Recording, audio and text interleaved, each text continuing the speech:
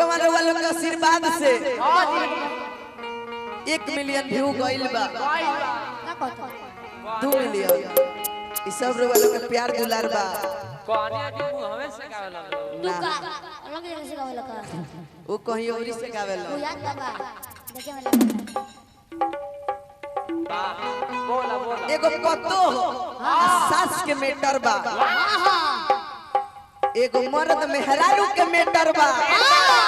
एगो औरत के पति बड़ी पियोकर मिल गइल बाड़े पति कौन पति चाहे पति मनहर पति की दाढ़ी बनावल पति कौन पति ओरिजिनल भतार समझत रहन ए पर तनी गौर करो ना तो देख ल कहां बैठल बड़ो जाय में तारा टाइम ना लगे औरतिया एक दिन अम्मा जी से आके कहतारी आ कह कहता जी रउआ हमारा अम्मा जी हमारा और पतो ए बीच में चोय पोइना पहले बात बोल ले बेटी कर कोनो बात नहीं कर एक दिन औरतिया के अपना अम्मा जी से कहतारी ए अम्मा जी ओहर बेटा बनी न अच्छा रोज पी के आवतनी मारतनी करियावतनी कब लाठी से मारतनी कब डंडा से मारतनी इहां के आदत अच्छा नहीं खे ज्यादा का करबो बताओ ओकरा 10 दिन नहिले हो गए का करी मौका त तना की ओकरा लगे कोई दिन से कहत नहीं कि नहा ले जो अगर हमार माई बाप जोनले रहित नु अगर हमार माई बाप जोनले रही कि रउआ कोखी में सन के कुपातर पैदा ली तो दोसर दुआरी देखले रही का करबो ए बबू ई बनर ए समझावत हार गेल बानी आज मार खइले पियले ना जाए तो छोड़ कर बोलबो आज मारेगा देखे के ना बोलता देखता नहीं नो का करी एकरा के समझावत तो हार गेल बानी अब रउआ ना समझाएम नु तो अब हमरे समझावे के पड़ी एकरा के अब तू ही समझावा हमने से तो माने वाला नहीं खे अपना भाई के बोलवा के खूब एक मरवा दो और रतिया कहतिया का अरे का कहत कि पियावा दिया दी रतिया में औवे आ कुछ कहिले तो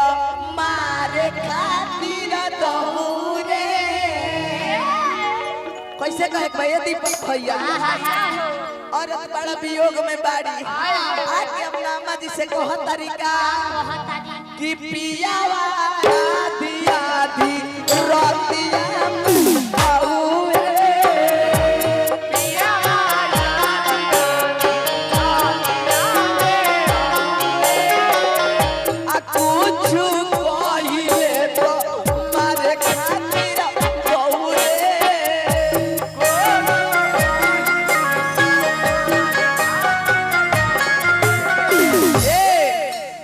भाव अलग बा कैसे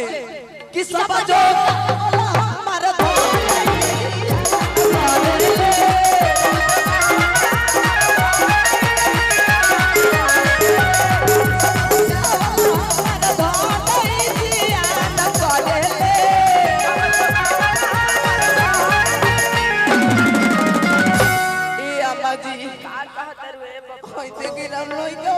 अरे केने से करत ने केने से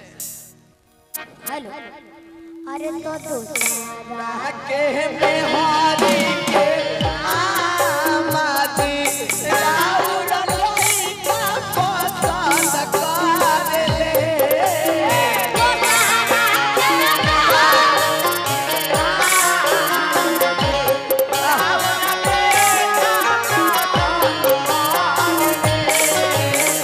दूसरा के में हारी के आमादी राउर बेटा पसंद कर ले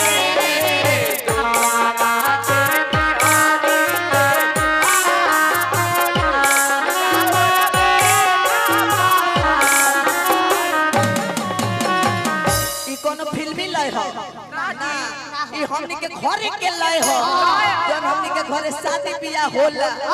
तो माई बहिन लोग आवे नी लो कैसे हो अरे अरे पापा कहवना पापा हो अपना मस्त घर में ताला मार हे अरे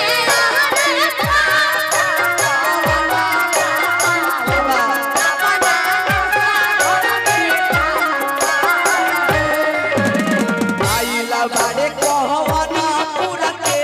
छोरावा हर सब नखा खा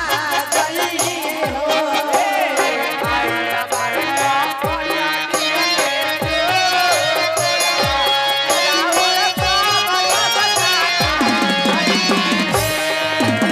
तपियावा आधी आधी रोटिया में औए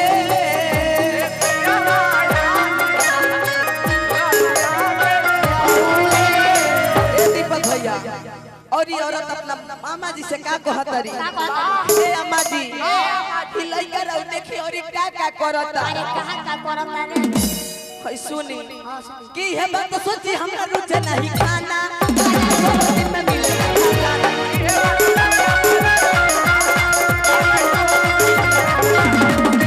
सोची हमरा रुचे नहीं खाना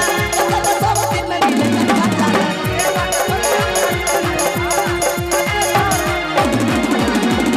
तो ओकर चर्चा करके पागल हमर मन करेले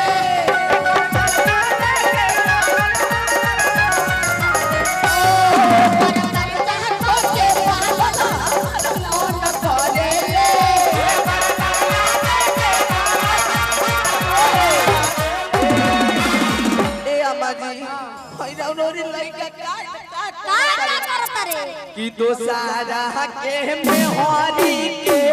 आमा जी राउर बेटा को